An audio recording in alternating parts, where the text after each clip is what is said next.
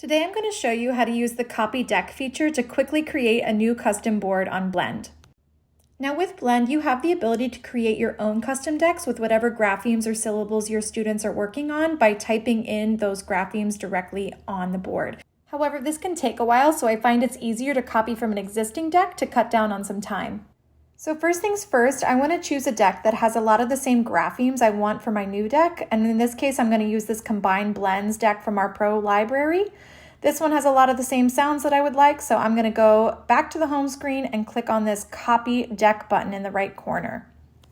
Now I can change the name to whatever I want my new deck to be called, and when that's done, I go to the right-hand corner and toggle Multi-Edit Mode. This lets me quickly delete any cards I don't want, such as these R-controlled vowels, diphthongs, and some vowel teams this group of students hasn't learned yet. Once that looks good, I go up to the trash can in the upper left corner to click it and delete those cards, and then hit the green check mark to save my new deck. One last tip is that if you are copying from a deck you have made rather than one of our Blend pre-made decks, you want to first go into the edit screen and then you can hit that copy button in the upper right-hand corner. From then on, the copy process is the same. I hope this has helped you, and I'd love to know what other tutorials you'd like to see with Blend. Please let me know if you have any questions, and until next time, happy blending!